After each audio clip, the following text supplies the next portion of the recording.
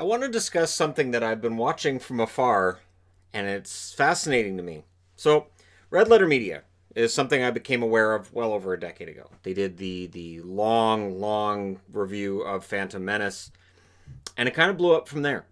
Where friends of mine were sharing it at work, I was sharing it with other people, and it blew up. Red Letter Media has over 1 million subscribers now, and when I started doing YouTube videos, I had them in the back of my mind. Everything they did felt improv, and everything they did felt real and genuine and organic. So there were some off-color jokes, but you got the feeling that it was just Mike, usually Mike being Mike, and sometimes it was Jay, but most often it was Mike. There was the one Star Wars Christmas special, and they just couldn't get it going because Mike couldn't stop making inappropriate 9/11 comments. And honestly, there are some really good moments that again feel organic. Now, Red Letter Media, how does Bill Shatner get into this? Because William Shatner has been told for a long time, hey, you should work with Red Letter Media. I can sort of identify with that.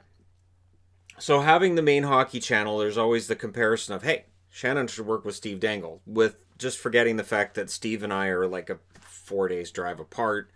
We don't live anywhere near each other at all, and the logistics of us meeting, other than over Zoom, are sketchy. But we travel in that same circle, right? We have a lot of overlap. And a lot of Red Letter Media followers are also Star Wars and Star Trek fans.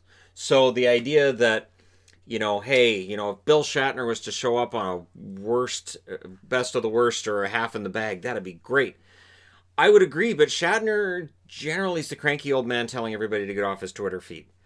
I've watched Bill Shatner's Twitter feed for years now, and it is fascinating to watch as he goes on these blocking sprees, and he's temperamental and he's cranky, and you can't really tell him anything, which all works because he's old. He's an old man now, and that's sort of how that works. I'm almost there. I look forward to that day when I just stop listening altogether. I think that's going to feel great. But it's turned into something else. So he watched portions of Red Letter Media programming, and he clearly didn't get the joke. He clearly didn't get the nuance to any of it. So he mentioned somebody sent him a Nerd Crew, which Red Letter Media thought was hilarious. Nerd Crew is where they sit in a room full of a bunch of Star Wars collectibles and they act like a bunch of nerdy fanboys talking about Star Wars. And he's like, oh, well, they're saying they're not corporate shills, but look at all this stuff. I can tell you there's two things with that. One, all the Star Wars stuff that's in those scenes when they do the Star Wars stuff, it's all cheap collectibles. It's all cheap stuff you can get. And two, because Red Letter Media is a business, and they're a business, it's all a tax deduction. Everything you see on that set, those are business expenses.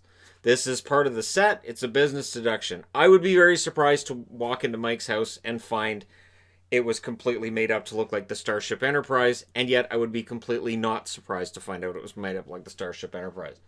So I cannot imagine how it would feel for Red Letter Media, for Mike especially, to be fighting with Shatner, even though he's not fighting with him. It would be like if Cam Neely came out and started smack talking me. Be like, wait, he's my favorite hockey player of all time, right? And Bill Shatner is one of Mike's favorite actors of all time because it's Captain Kirk. Now, Red Letter Media came out with a video basically telling their followers to stop. It's the internet. You can't really do that.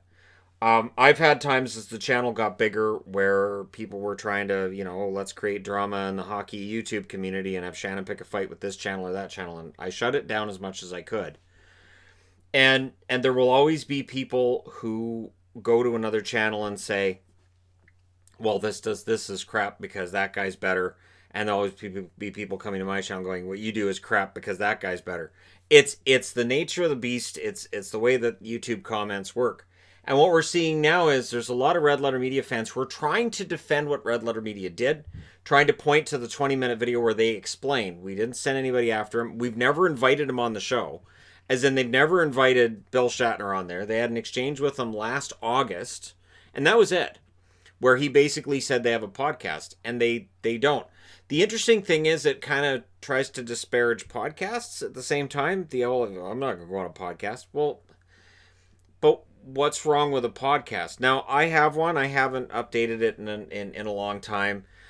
Honestly, the podcast realm to me is so crowded. There's so many people with so many podcasts. I really don't know how you get a footing in that sphere. As bad as it is on YouTube for the exact same idea, podcasts, to me, it seems even worse. And again, the idea of saying, well, they just have a podcast. Like, I'm going to put down what they do. And now Shatner's publishing an article about, how basically what pricks this Red Letter Media crew is. Honestly, it's weird. It's odd. And yet it does seem like something that's definitely from a perspective of a man who doesn't feel like he has to justify having a position. And it's Twitter, so people are convinced they can try to change Bill Shatner's mind. You can't. If you believe you can change Bill Shatner's mind, you can't. It's not going to happen. We're not going to have an aha moment. We're not going to see him on a Red Letter Media video going, I got you. I was just kidding around. It's not going to happen. And I kind of feel bad for Mike because you could see in the video where they talked about it, you could kind of see Mike was pained by it. That somebody that was kind of his idol growing up is now saying some really negative things, posting pictures of him and making fun of him. And I think that's part of people not necessarily getting the joke. Red Letter Media, they certainly have changed over the last, I'll say 15 years since, I want to say 15 years. I'm trying to think since the whole Phantom Menace and since Star Trek. Star Trek Generations is where they started. That movie was terrible. The funny thing is the first time I saw Star Trek Generations, I thought I liked it. Came out of that theater going, that wasn't too bad. That was pretty good. And then I started thinking about it and I watched it the second time and I was like, that doesn't make any sense. Why do you leave the Nexus there? That's the worst place to leave the Nexus. Shouldn't you leave the Nexus like a week ahead of time and just punch him right in the face? Just punch Soren in the face. He doesn't expect it. And then you save the other planets that died? Don't they care about people that died on the other planet? They don't care? All right, cool. So we'll just go to 5 minutes before the Nexus arrives because that makes a lot of sense. And so, I mean, when I watched the Red Letter Media review, it spoke a lot of truths to what I felt was wrong with that movie. And it's entertaining. They spent a lot of time editing their videos together. They spent a lot of time cultivating their videos and working to make sure that it's done as well as possible. And yet it still feels organic. It still feels like what they're producing is just you sitting down with your friends and having a good time. I know when I was in high school, we used to call them B-movie festivals, where we would go to a video store and rent 3 or 4 bad movies. Sometimes you get 4 because at least one of them isn't going to be any good and you're not going to be able to get through it. So you need to have the backup. But we would usually have 3 or 4, and then you'd watch them all night. And you'd have chips and popcorn and soda pop, and you'd spend the whole night watching. That's what I was doing as a teenager, because nerd. But when I watch Red Letter Media and they do a best of the worst, they do a half in the bag. It reminds me a lot of that, especially the best of the worst. Really reminds me of being in high school and seeing it was a test of who can sit through this. Because 20 minutes into any bad movie, somebody sitting there is going to go, "I'm out. I'm gonna go."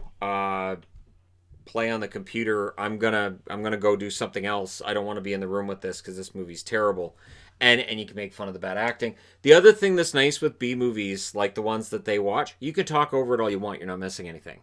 It's not like you're watching Citizen Kane. It's not like you're watching any of this. This is part of the reason why I love horror movies. Part of the reason why I am far more likely on this channel to review a movie that's an hour and a half and kind of bubblegum than I am to review a 2.5 hour epic that's fantastic, because it's going to keep my attention. I can make an hour and a half's worth of time for something, but not 2.5 hours. It's kind of, and it's much easier to digest, and you can have fun throughout it. You can talk over it. It really doesn't matter. It's not like you're going to go, well, I understood what was going on with the Friday the 13th, but then Jimmy over here started talking. Now I have no idea who's the guy with the hockey mask. I don't understand what's that. Now why are they dead? Doesn't happen. So, I'm curious with the Shatner thing. I think the fans should leave him alone. Red Letter Media told him to leave him alone. Of course, there's people saying, oh, Red Letter Media loves this. I don't think they do. I think that with more than 1 million subscribers, they're happy with their social media standing. With the amount of time they put into all their videos and with the amount of work they've done throughout the pandemic, I think they're quite happy to just exist as they are, and I don't think they need a fight with William Shatner for more publicity. And I really don't think they want anything to do with it. I think they're amused on some level, but Bill Shatner clearly isn't. So I've not said anything. I've honestly, for all the time I've followed Bill Shatner on Twitter, I have never once engaged because I know how easily he bans people and blocks them, and I don't want to end up getting blocked. I think it is fascinating to watch him. It is fascinating when he is completely wrong about something. He doubles, triples, quadruples down on it, and nobody can convince him otherwise. It is fascinating to watch. And as Red Letter Media even said in that video, we don't know for sure that it's even Bill. You see the check mark, but it could be a media handler. It could be his social media consultant. We don't even know for sure that it's Bill Shatner. That's the interesting part. We don't. He may not have wrote the article that got published today where he's smack talking them. It is fascinating. It's a fascinating time. But I'd be interested to know what you guys think. So if you're a Red Letter Media fan, how do you feel about this? Where does this end? Do fans eventually just back off? Because it feels like Red Letter Media fans are bound and determined to prove something to Bill Shatner that you can't. You can't change his mind. And people who don't get the Red Letter Media think they're not going to. I know when I see, when I was seeing downvotes on my videos and that used to bother me, I would look at theirs. And I'd look at the amount of downvotes and go, holy crap, they got 1,000 downvotes on this? They did fantastic work and all that editing, and this is really funny. Why am I worried about a handful of downvotes when they've got over 1,000 and their work is fan-flippin-tastic? So that's where I'm at with that. I'd be interested to know your thoughts. And yes, for anybody who's wondering, would Shannon ever want to go on Red Letter Media and do a best of the worst? Heck yeah. Now, the problem with that would be I have a PG-rated channel here, PG-rated channel on the main channel, and if I'm going to be on Best of the Worst, and I'm going to be drinking, and I'm going to be sitting watching bad movies, odds are some swear words are going to leak out, and some language is going to get kind of blue. That's just going to happen, especially watching bad movies for hours at a time. But I would absolutely, totally, I'd go to Milwaukee, I'd sit down with those guys, and I'd watch really bad movies. I would do it in a heartbeat. I don't tell my wife, but I would prefer to do that to Vegas. I would prefer that to Vegas, going to Milwaukee and sitting with them on a couch watching really crappy movies for a day. I would honestly, and then reviewing the crap we just watched. I would totally do that. But hey, I don't think it ever happens, but there will always be that hope for me, always, that someday I will be the next Canadian. There have been Canadians on there before. I've been very proud to see Canadians on there before. I would love to be the next Canadian on Best of Worst. I can even bring Canadian movies down if that's what it's going to take to make it happen. But the border's closed, so it's just all fantasy booking right now, right? Let me know your thoughts. Hit like and subscribe if you're browsing your way through. You just happened upon this video. And hey, thank you guys so much for watching, for all your support. I will talk to you again soon.